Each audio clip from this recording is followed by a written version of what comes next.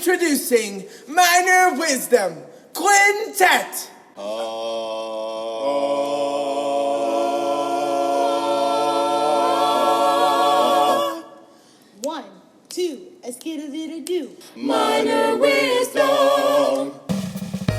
This week, guys, I might have pulled one of my tricks out of my proverbial pocket, if you will, and went to one of my people that I knew would say yes to doing this, because full disclosure, I had asked a couple of people to be on the pod, and they all said yes, but not this week. Can we wait?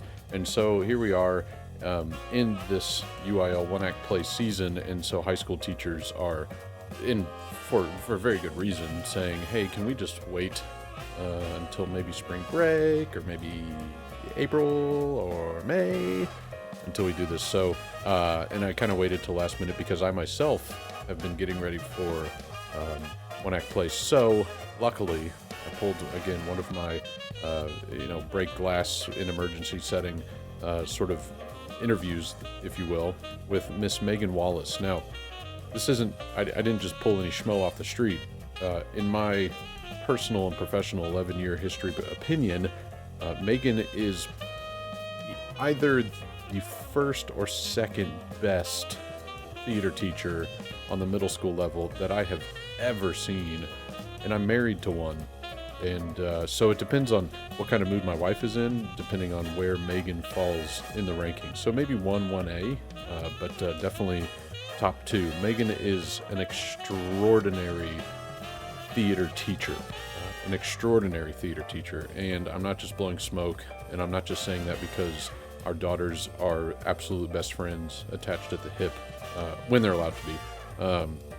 But she came over, and she's in our kind of little COVID bubble, if you will. I think we've all developed a COVID bubble of friends and family that we see and we kind of trust, and we know, if something was askew, we would find out from those people. Some of you have a larger bubble than others, but Megan and her family are one of 2 people that my wife and I see, adults, because we need that kind of just engagement, adult friends, if you will. We see people at work. But so Megan was here, and I said, hey girl, hey, do you want to get on the podcast this week? And so she was totally down for it, and it turned out to be one of the most, for me, because I don't know the middle school world that well, for me personally, it was one of the more educational, insightful interviews that I've had with somebody, just because I don't know that world. And you'll hear during the interview, I even mentioned something to her that she's like, I didn't know that happened on the high school level. So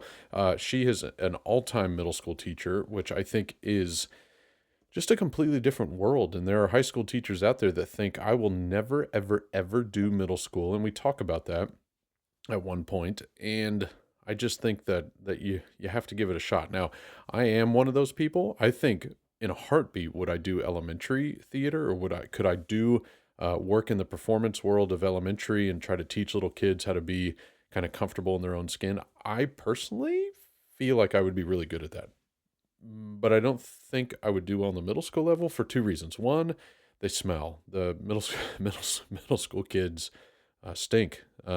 And that's a problem. I have a very sensitive nose. I am always thinking that I'm having a stroke because I can smell things that other people can't smell. And they're like, I don't smell anything. Maybe you're having a stroke. And luckily, not to make that a joke or anything, but I'm not. But I have that kind of sense of smell. That's my spidey sense, if you will. And the other thing for middle school teachers is, so I curse on the high school level. And the reason I curse as much as I do on the high school level isn't because I'm a sailor. It's because I can't curse at home. I don't want to curse in front of my 8 and 4-year-old child because I'm a hypocrite like that. I don't want them to go to school and repeat what daddy says, or if they do go to school and repeat what daddy says, I'm hoping it's not the language or bad language. So on the high school level, I may or may not curse every once in a while, all day, every day in front of the kids. And they know that. I don't ever feel threatened by it, but I couldn't do that on the middle school level. And so because of smell and saying shit every once in a while, I have decided I would not be suited for middle school. Now, you might be thinking, well, but you can't curse in elementary. No, you're totally right. You're totally right. But they also have a teacher's lounge. So anyway, I feel like I could succeed in that. So this week we had some rescheduled clinics, UIL clinics, and I honestly have never clinicked this much. The director I worked with at Dulles, Melanie, for a while, to no fault of hers, just didn't really want to clinic that much, and then Nicole and I just didn't build that much of experience together with one act play, and sort of the residual effects of not clinicking for a while. I just didn't know the places to go. So I used to go to a Billy Dragoo clinic, and now this year was my first year to go. We had 4 clinicians. We had our boss, Travis, and he came kind of early in the process, so it's a little different show than what he saw. But 3 days in a row, we had a clinic. 3 days in a row. I do not recommend that for anybody. That wasn't our plan. That wasn't the intention. But because of snowpocalypse and all this stuff, ended up being the schedule. But we had first Allison Frost, who was on this podcast not too long ago. And that was awesome to go to Carnegie Vanguard, and thank you to Stuart Savage. And we had Allison work with the kids, and she worked scenes. We didn't show her the whole show. She worked scenes, and I don't know how I felt about that. Because we're doing a show that not a lot of people have produced or heard of, it was a little unique, but it was obviously very beneficial to the kids. And then we had Philip Taylor. I don't think he helped the kids at all because he's kind of a talentless hack. And then we had Corey Broom. And Corey, I was kidding about Philip, by the way. I hope you picked up on the sarcasm. But we had Corey Broom. And Corey got to see the show with costumes. And our lighting system is down, so he didn't get to see lights. And it won't be up for a while. That's why we're no longer hosting.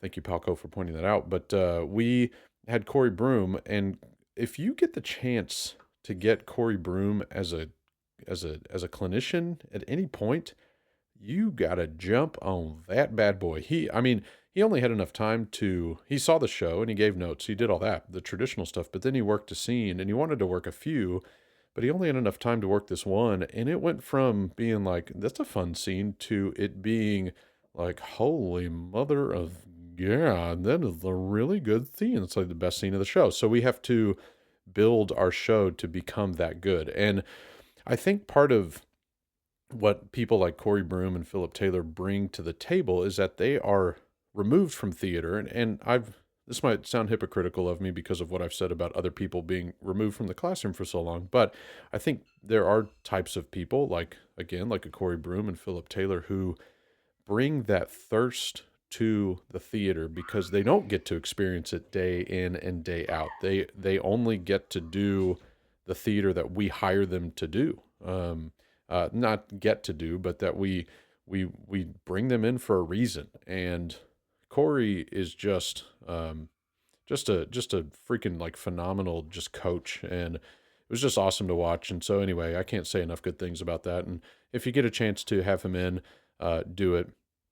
The other thing I wanted to touch on was I got a couple of messages from some people from last week about, hey man, tell us what that 10-minute long intro was last week and that you went off and blah, blah, blah. And, if I move to like private school or administration or something like that, maybe you'll hear what I had to say. Maybe. Probably not. So anyway, again, I had Megan Wallace on. The audio was a little funky. We were in the same room and I think something was clipping or something, but it turns out great. She's the wisest, smartest, best theater educator, I think, in the state of Texas on the middle school level. She's just really, really wise. You guys are going to really enjoy this interview with her, I promise. Please listen all the way through too, because what she says, I mean, it was wisdom. It was the epitome of this podcast. It was wisdom not from a minor, but it was wisdom. And it was great. So please make sure you're following me on the Twitter at Mr. Blake Minor or at Minor Wisdom Pod. Hit me up on the Facebook If you got the Facebook, shoot, follow me on TikTok. I've got some fun times on the TikTok. Hope you guys have a great week. Rolling down to spring break. Hope we have a good spring break too. Hopefully it's not cut off or turned into a longer spring break. Anyway, I'm going to stop talking. Enjoy the incomparable, the amazing Megan Wallace. I was a very shy person from birth. I did not like talking to other people. I did not like being called on in class. I was a good student. I just didn't want extra attention forced upon me, and was very just scared of my own voice in a way. And I had an opportunity thrust upon me in middle school. I think it was probably 8th grade, and I was a good writer, and they needed someone for UIL public speaking. And because I was a good writer, my teacher said, "You are going to do this. I have already signed you up. Tell me if I have to take you off the list." And I was like, I was too scared to tell this person I did not want to do this. So in an effort to not humiliate myself, I wrote my piece, and I rehearsed and rehearsed and rehearsed just out of fear. Performed, and it went really well. I scored well in that contest, and then after that I was like, you know what, I did this, and it felt really nice in the moment, and I want to continue to explore that.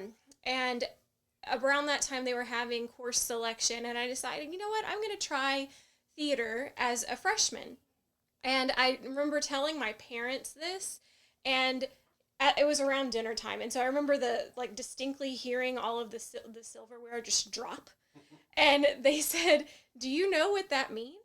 And I said, "Yeah, I think I do." And then I walked into the theater freshman year and really never stopped. So I did 4 years of theater in small town Texas, which is interesting to say the least, but we had a great program. I think upon graduation, so in just the 4 years that I was involved, I worked on over 20 shows. So we learned on our feet by doing. I went to Sam Houston State University and enjoyed all of my time there. I knew when I entered Sam that I wanted to teach, and I was recruited to Sam's education program for theater. And I just knew that from a young age that I was going to be in the classroom. And I really felt like theater was going to be a great way to do that, because I could give students the same experience that I had. I found my voice, I found my confidence, I found the ability to speak up for myself and to be creative, and I really enjoyed that process of discovery, and it's really interesting to see it from the opposite direction. And so now you've been teaching for how long? How many years? 12 years, all in Really? middle school. 12, yeah. Oh, I didn't think it was that long. I know, I'm old. That's a long time with middle school, right? 12 years, all at the same school, right? All at Sitar Shade. Go Jaguars. Yeah. And so have you come across you as like one of your students?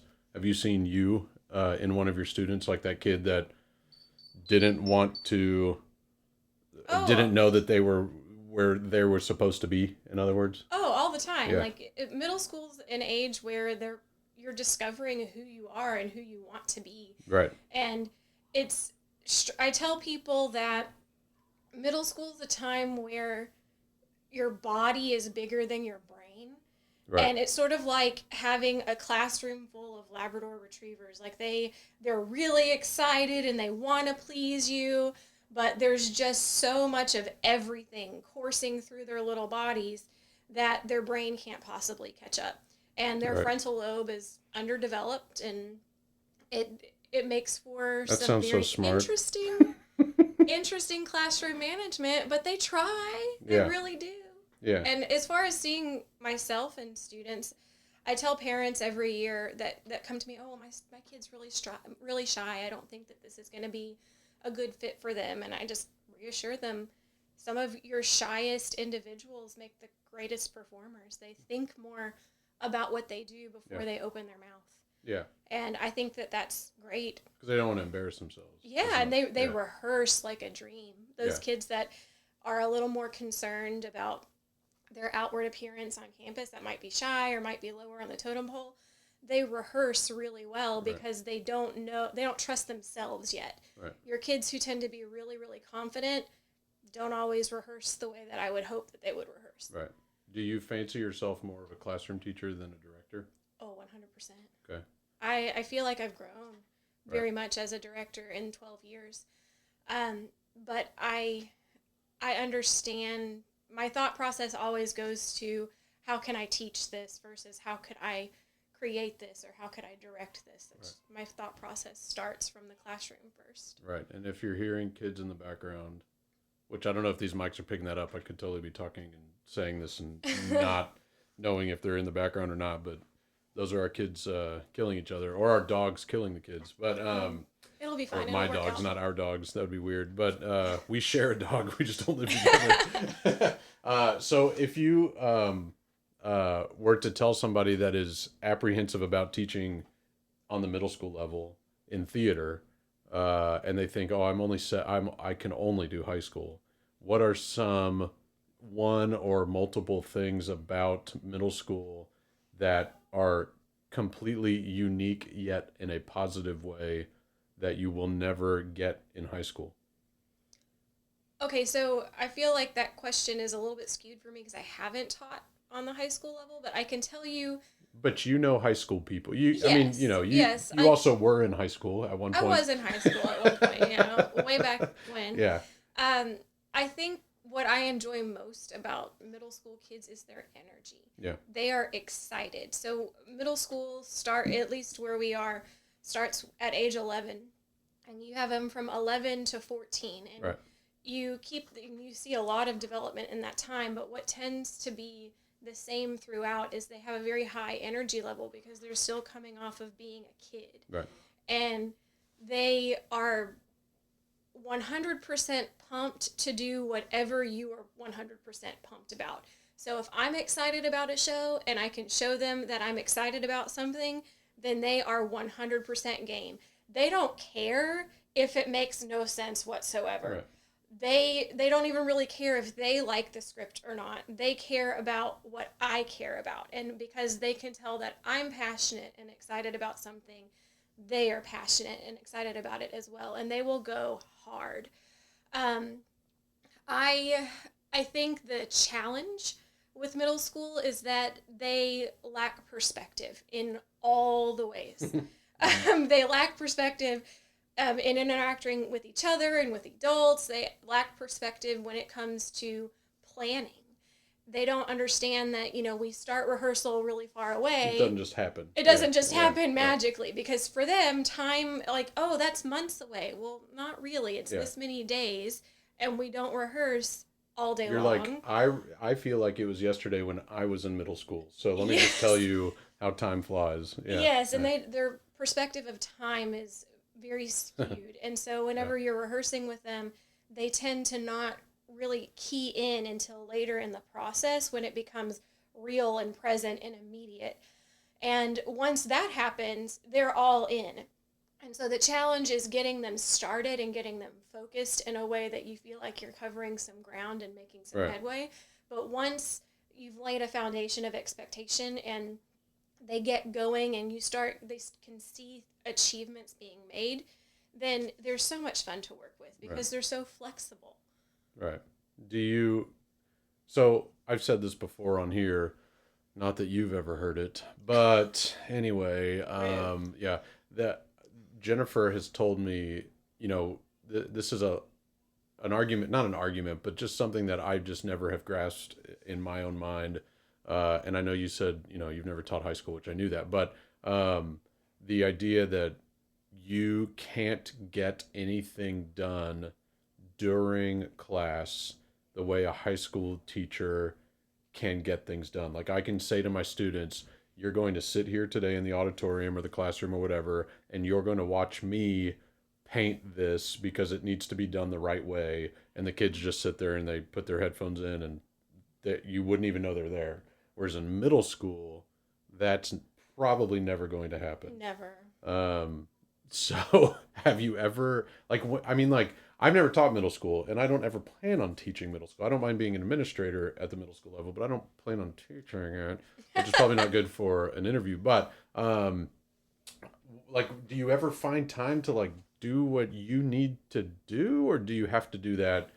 Do you have to incorporate that into the curriculum? Do you have to make sure that you do that after school? Do you just say, When you say do what you need to do, are you talking like, in terms simple of like stuff? production? Yeah, simple stuff. Like just simply like, I've got to be able to paint this platform. I've got to get this costume. I've got to find this costume.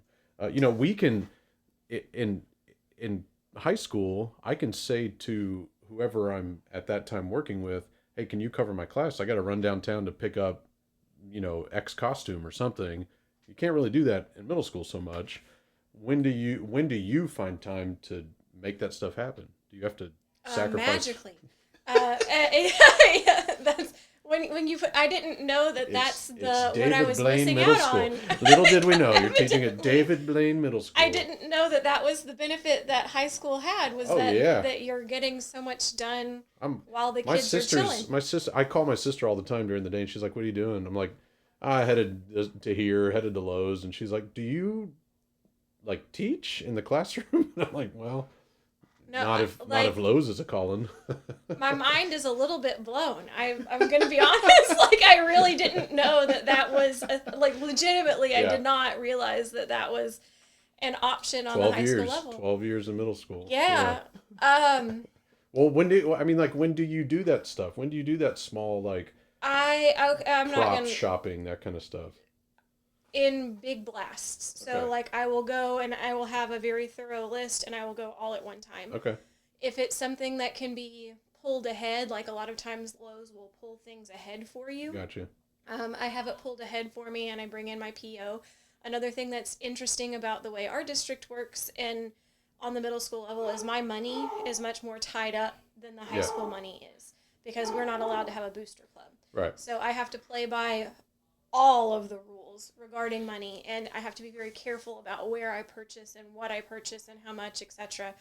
So I will have to work ahead of the game, very much so. And I think that's one of the things that is difficult to learn. I love the background noise. I know, anyway. right? On the middle school level, just because you have to be that much further ahead because when you're working with the kids, they can't really help you in the moment because you're teaching them in the moment in rehearsal.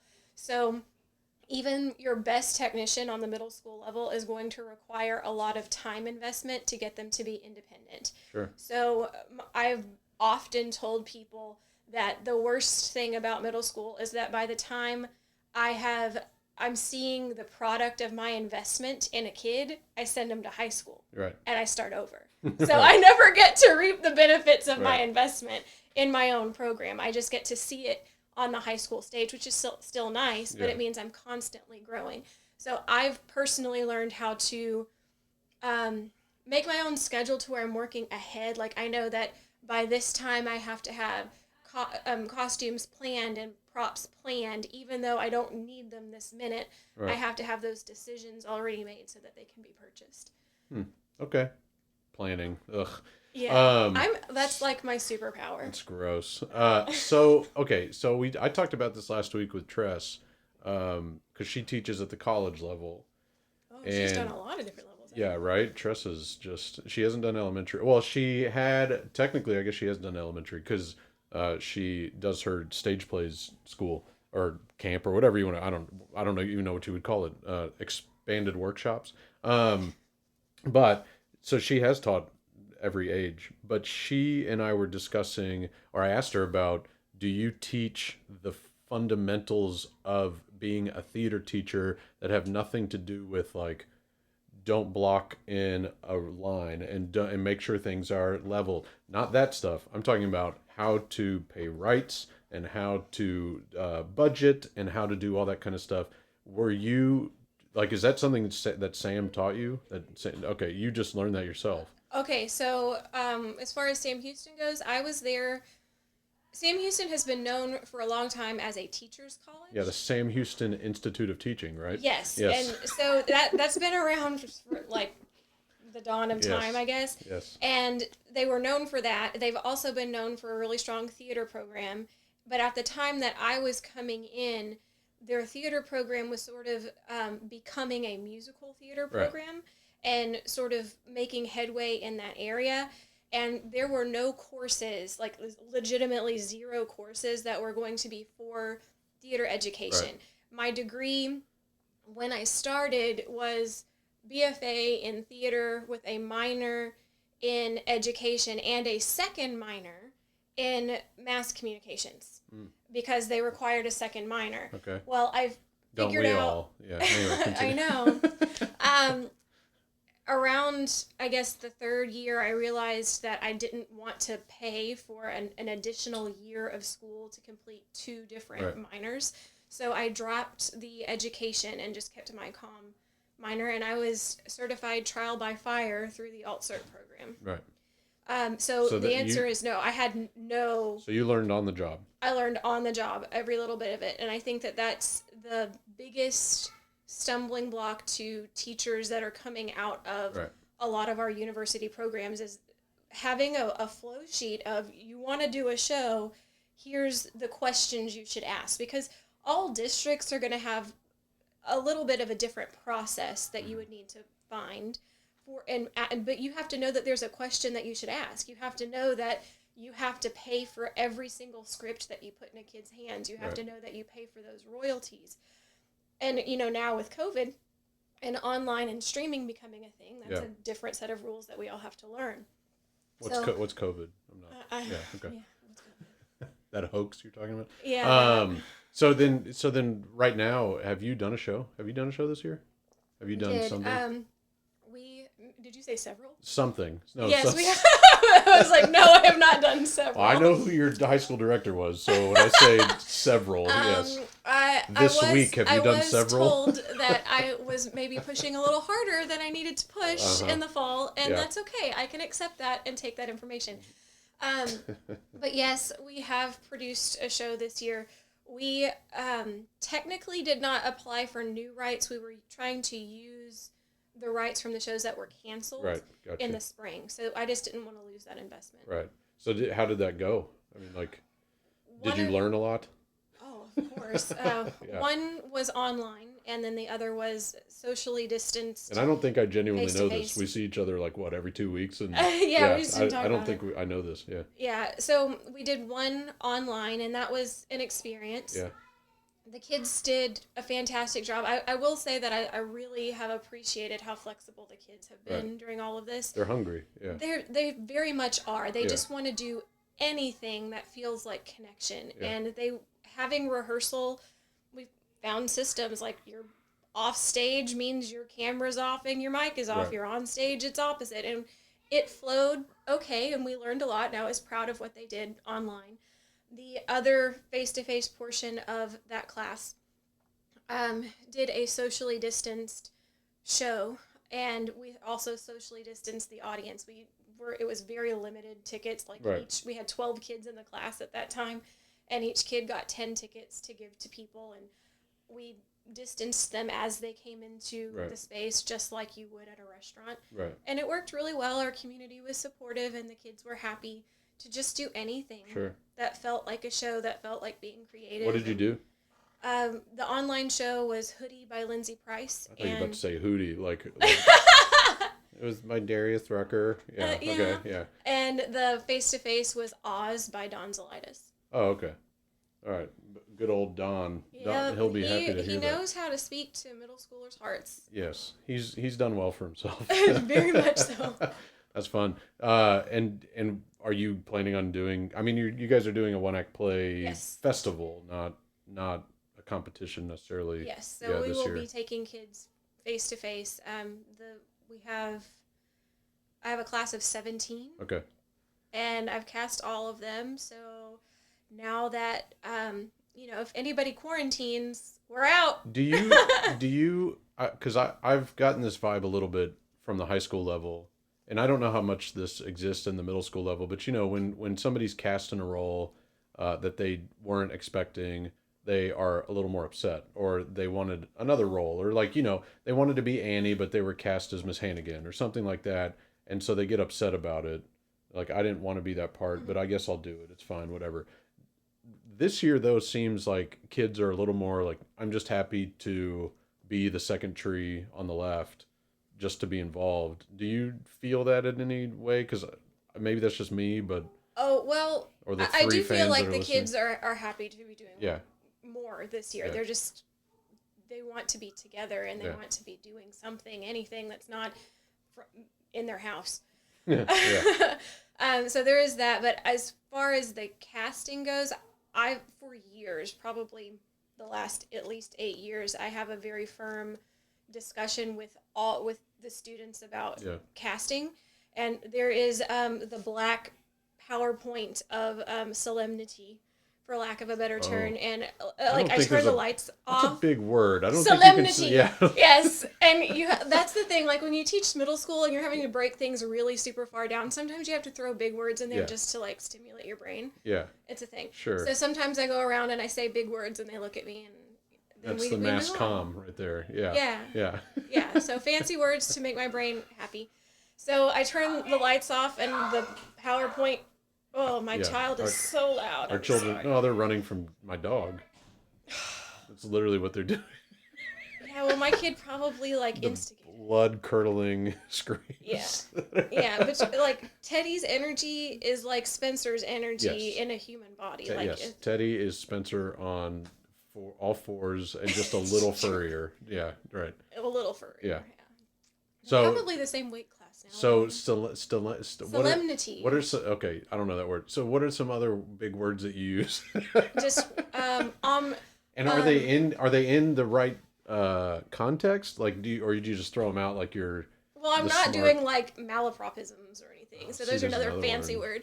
I think I said that correctly. Yeah, malapropi. Ominous, like if it's dark and stormy outside, and because I don't have a window in my room Instead of anymore. saying dark and stormy. Right. Yeah. So if like we can't see it, but we just hear the thunder really loud, I'm like, oh, that's super ominous. Or like the lights cut out. But you can tell when it's like, even when I'm in the auditorium where I teach, I can tell when it's starting to rain outside, or when there are clouds. Even though you can't see it. You can tell when there's clouds. Well, there's just like this feel. It's ominous. There's like this feeling. I'm not kidding.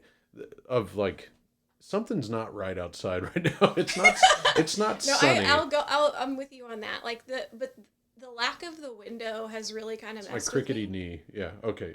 Lack of a window. Yeah. Oh, well, okay. So you used to have a window? My room is the same as Jennifer's room. Sure. And you know how it has that really tall like prison window up at the top? Yeah. That's what I call it. Yeah. Well, the building, like the extension of the building, is on the other side of that.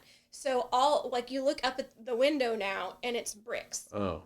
So there being a window, but seeing prison. bricks, it's so much worse. Sure. Okay. Yeah. That sucks. But that's also not your performance space. It will be a performance space. So it's cool that it's happening. I have to move my entire office and closet out before spring break, and so that it can become a hallway. Is that exciting? Yes. Nobody from the district's listening, so. Yeah. Well, I mean, it is, but I feel like there are a lot of things I've been told that are going to happen, and I'm like, but for real though, that's really going to happen? So it's hard for me to get my hopes up before I actually see what's there are, I don't know how often you head over to the elementary schools in our district, but there are a couple of elementary schools that have better technology and equipment than we have. Oh, you know of one of them, for personal reasons, but that part of it is always, that was our, like, when we were shopping around for these bonds that we're trying to, or the one that we passed and the one we're trying to pass, those elementary schools are like, hey girl, you have LED Lecos and, sound equipment and projection equipment in these elementary schools that use it twice a year. Like, was that a PTO purchase? No, it was part of the original build of these schools. It was a new schools. What? It's a couple of new schools. So, but we're not getting that. Anyway, never mind. I'm not going to. I won't. Let's tell me about all the things I'm not getting.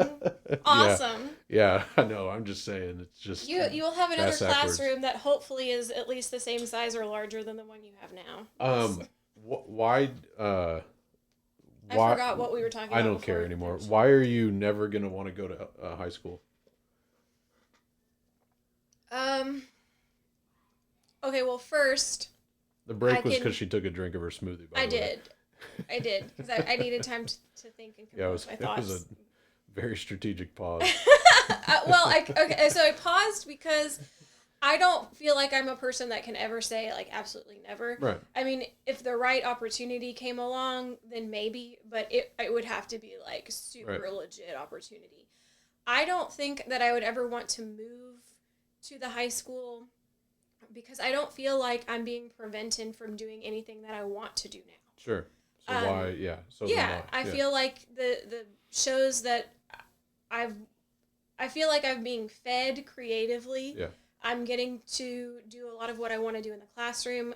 I think that I would have to grow a lot more as a director in order to handle what I would want a high school student to leave my program with. And I don't know that I'm there. I'm not saying that I could never get there. Sure. But I think that I would have a lot of personal growth as a theater person and as a director in order to be prepared to train a senior in high school to do well in the program so that they can go and do other things. So I guess on some level, I worry about being a disservice to a high school student, whereas I know that I can be of great service to a middle school student and send. I like to view myself as gateway theater. Sure. I don't have to know everything. I don't have to provide everything. My space legit cannot provide even half of what a terrible high school auditorium can. So as long as I can get them hooked on that process of being creative and wanting more, then I've done my job. Right. And I love the energy that middle school kids bring to the table, and I like being able to focus on digging down into the basics and providing a creative outlet during the school day. Right. And I think that, and maybe I have it wrong because I've not experienced the high school level, I feel like I would have to be a director first and a teacher second, and I don't think that I'm ready to make that jump. Yeah, I mean, it depends. Again, it's the situation, I guess. It depends on the school and what the school wants, what the administration wants, because some administrators want UIL success and some don't care. So, and that's what separates a classroom from a stage. You have taught middle school forever. You're not 100% sure about high school. What's missing in elementary? What do you mean? What's like now that? Well, first of all, now that you have a third grader. Now that you've had a kid that's gone through, is halfway, literally, that's so weird. They're halfway done with elementary. I just realized that with Ava too. They just passed the halfway mark because they just, middle of third grade. Oh my gosh, somebody stood up. I know, right? But what is, like, when you get a sixth grader, what do you wish they knew about themselves that that would make your job easier as a theater teacher on the middle school level? So, I've asked this of college people, of college professors or college teachers, whatever you want to call them, to say, what are we doing wrong in high school that you wish we would do better of so that they're better prepared when they come to college? And there's not really a lot of elementary theater. There's elementary performance, if you will, but there's not an elementary theater class. No, that's what I mean. But like, these kids will get what do they call not outreach? Is it outreach? Outclass. And that's what was going to be my point. Yeah. So I think if I could only have one thing happen for an incoming sixth grader, it would be for them to understand that their elective class in middle school is an actual class and is not a break from your other classes. Right. We have sort of a hard reset that happens with some students coming into a sixth grade elective because their entire elementary education, I guess, they've been going to outclass, which usually is some sort of rotation. Right. They don't see the same teacher every time, and they don't get a choice to where they go. And so they view this sort of like, well, outclass is when my teacher gets a break from me to do other things. Right. And I get to go and do other fun things, and there is no graded penalty for what I do or do not do there. So that first 6 to 9 weeks for some kids is hard Right. because they're learning that there's an actual expectation and that break. you have Yeah. the ability to fail an elective in middle school. And you Right. signed up to be here. And if you didn't want to be here, you should have made a different choice because Right. it's not just go wherever in like outclass style. Right. So I think that that's the thing that is the biggest stumbling block for sixth graders coming in is because they don't understand the concept of your creative outlet must now also be something that you're taking care of with your grades. Sure. Yeah, I mean, I get that. You're so smart. You're like the smartest person in this room. Maybe not in the house, but the room at least. And then, so you have, as I said, you have an elementary age. Well, you have two elementary age. So you're so old. Is that ever something you would want to explore, going to elementary and helping start some sort of theatrical program or get the ball rolling in the performing arts as far as, and not necessarily in this district, just in general, I'm not saying anything about Fort Bend, but because we are kind of making strides to present that into elementaries, but I would not discount it. I think that I'd be excited to start a program like that. I think that I would that was your son just that's then. My son, But that was him hitting that note. That was great. Oh yeah, I thought it was Ava at first because Ava's done that before. There's so many noises at home all the time. So going so, you are your student. Going into the elementary world and trying to kind of get something to introduce theater to these kids. Oh, I knew where I was going with that. I wouldn't discount it. I think if it were an opportunity where I could build it the way that I thought it should be built, then I'd be game. I would not be interested in doing outclass plus after school program. Right. That sounds terrible. That sounds like doing a sign-up show, like a musical with 300 elementary school students who showed up. That sounds not. Oh. That does not sound fun to That's me how I got specifically. Started. Pobre Pablo's Adventures, and it was about a Mexican kid that met Santa for the first time. That was my introduction to theater at Kennedy Elementary. Say that title again, please. Pobre Pablo's Adventures. It was written by like the choir teacher. I'm pretty sure Russ Clark, who people in this district know Russ Clark because he used to be at Elkins. He was my elementary school choir director, and I'm pretty sure he wrote it. I could be wrong about that. Or maybe no, you know what? Now that I'm thinking about it, the Pobre Pablo thing was at HSPVA. The show was Santa Went to Mexico. That was the first show.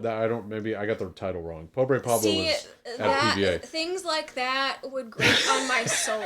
Like if that was what you don't want to know what it's like to have. You don't want to direct Santa's first adventure to Mexico. I really, really don't. And it was in the bad parts too, like where they behead people. So he had to he was dressed in all black, and no, I'm kidding. That part's a joke. But okay, so I will be the first to say that there are plenty of elementary school kids that would be creatively fed by something like that. But in order for me to invest my time and energy into a show, it has to pass it doesn't make me want to die. Right.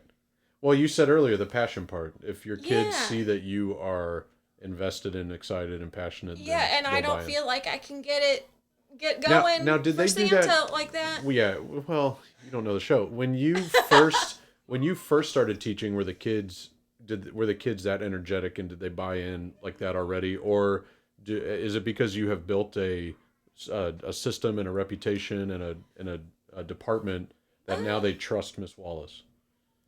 I mean, anywhere you go where you're starting that year, you have to regain the trust, especially from your upper. Well, I mean, I'm year two. Yeah. So, but no, I feel like at least at my school, they were always ready to work. Right. They were ready to do things. You didn't open the school, did you? No. Oh, okay. I think they opened in like 2000, 2001. Okay. It's been around a while.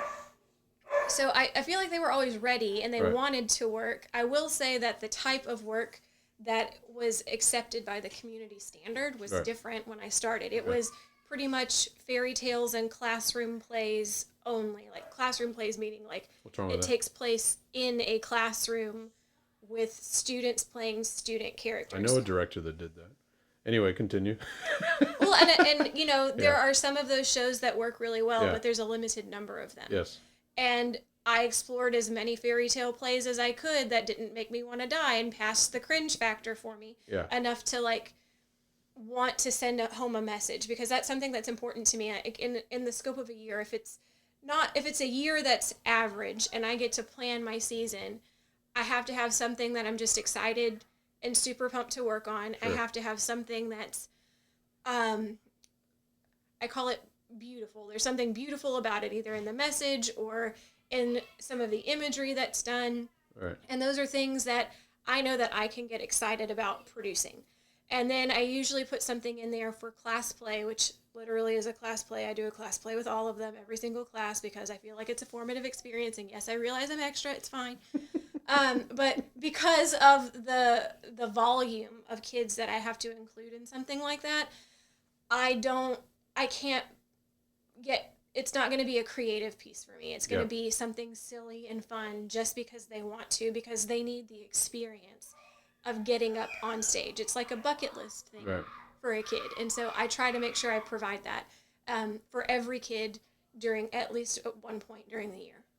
I didn't know you did a show for all your classes. Every single one. You just said you don't want to have to like kill yourself because of a show. Well, no. There's a difference between what I'm doing with class play and an after school program. Okay. After school program to me, okay, so I accidentally did that my first year because I didn't know any better. Sure. And I didn't have a production class. And I didn't realize why I needed one until after I produced a show with 75 children in it. Yeah.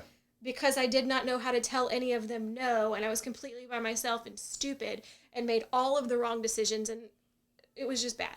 So I survived it, and I learned from my mistakes. So when I think after school program, that's what I envision happening to myself, is there being masses of children that show up. And yeah, well, I could turn, 300 away and only keep 30 of them. That's not providing the service as you need to. Okay. Yeah. So I'm going to ask you one last question. It's a hard question. And then we'll go back to helping our spouses manage the children and the dogs. If you are a high school teacher that is struggling to find personal time and raise a family and separate yourself from the productions that you put on in these shows, and you are hesitant to go to the middle school level because you've heard, it's you get to go home earlier, or not earlier, but you get to go home when the bell rings, pretty much, all this kind of stuff, and you're a high school teacher that is having issue accepting the fact that, I might need to go to teach middle school because it allots me more time to do personal things, take care of myself personally. But you are that person that is just kind of thinking, I don't know if middle school is right for me. Why is it okay? Why is it okay for a high school teacher that has been doing high school for a decade but now wants to raise a family and have more personal time? Why is it okay for them to be okay with coming to middle school, junior high, whatever you want to call it, wherever you are, for them to come down? What is going to give them that gratification, that satisfaction, that energy, if you will, that makes them feel still fulfilled? Because theater teachers on the high school level have a certain ego that they think they might not be as valuable on the middle school level. What makes them valuable? What makes them... Well, okay, so you've asked a whole lot of I've questions. asked them a lot of questions. There's a lot of questions, and there's like sub-questions in there that I think that Then answer all of them. would be better addressed. Show how good you first are. and foremost, I personally think that fine arts education, whether you're a theater teacher, band, choir, whatever, the expectation that is there, the unwritten expectation that is there is very, very high. Right. Because not only are we supposed to have an entire classroom plan for usually multiple levels, in each of those we're going to be differentiated, but we are also managing an entire program and running a creative event at the same time.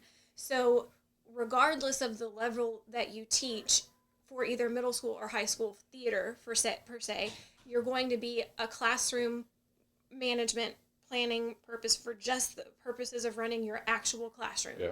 You are also going to be running finances. You are also going to be running an event, usually multiple events per semester. So with all of those things going on, regardless of level, you have to be able to put your own boundaries in place, no matter what level you work at. If you're an overwhelmed high school teacher and you are only coming to middle school to try to be less overwhelmed, you are still going to be overwhelmed because you have not figured out how to put in your own personal boundaries. Right. That said, I do think that there is an unwritten expectation on the high school level that you can only work after school and you can only work on the weekends for production. I think that that is a mismanagement of time. Yeah. I think we have students that have time dedicated to our classes during the school day, and we need to figure out how to use those kids' time during class. They're happy to work for us whenever we can schedule them in. Yeah. Now, if you have your own reasons for only working after school, such as having the kids available to you more frequently, that's fine, but that's a choice that you've made. I also think that as far as the middle school level goes, I feel like I have a little more freedom to choose how many productions I do in a year. Sure. And the sort of the scale of those productions, especially because we have a cafetorium that we're working out of. We do not have the ability to make and store large builds because it's a flex space for the entire campus. Yeah. Our budgets are smaller, so the build out factor, the production value, is smaller because of those things. So while I could do a giant build out, it would be a huge financial investment every year that I would not be able to store and repurpose, etc. I feel like on the middle school level, I was given the opportunity to sort of decide for myself, independently of other schools and other expectations, how can I run my life at school so that I can be successful here and then still be a human at home with 2 children and a spouse and all of the other things that I have to do in a day. And I remember being pregnant my 3rd year of teaching and sitting down and making a list that was going to determine if I was going to be able to keep my job or if I was going to have to find a different position because I couldn't, as a person, I cannot not do my job well. Yeah. If that makes sense. Yeah. Like it will wear on my soul to know I am intentionally not doing my best work because on some level I'm aware that if I'm not giving my best for these kids, then I'm the person that's sucking the joy out of their creative experience. Right. And I have no desire to do that to anyone. And when I get to that point where I'm starting to not be as excited about doing stuff in theater with kids, I'm going to find a new job because I'm not going to be the teacher that hangs around making everybody miserable. So I think that the short answer is make your list of what you have to do in order to be fulfilled at work, in your classroom, inside of a show, and what type of time constraints you're willing to be on the clock for, because that was the other thing. How much do you value your time? We're not taught to do that. Right. Is every hour worth the same amount of money to you? Are your in-class hours the same amount of time, worth the same amount of time as your after-school hours? If you have evaluated your time differently, that's something that you have to reconfigure. I think in any job you go into, regardless of education or not, there are hours that you are required to work, and there are also going to be some hours that you have to donate just to get the job done.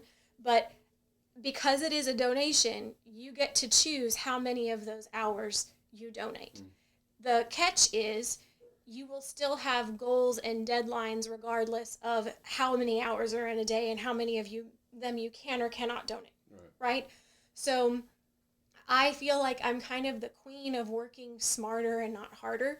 I do get to work early, and I don't try to stay like super late, but I do use all of my minutes. I'm very rarely just sitting there during a conference hour. I use every single minute because as soon as school is over, I give myself like 30 minutes wrap up time, and then I need to go and be mom. Mm-hmm. And when it comes to rehearsals, I do have the ability to rehearse my kids in class because I have an auditioned production class, and I cast out of that class. So we do a lot of work there inside the class hour. When it comes to after school rehearsal, it's scheduled in advance. And I don't have to do it as frequently because I have so much time during the designated school day. How's it feel to be the smartest person that teaches theater? I don't feel like I'm the smartest person to teach theater. I feel like I'm just the most opinionated. There's an argument right there. Right, there you go. Minor wisdom.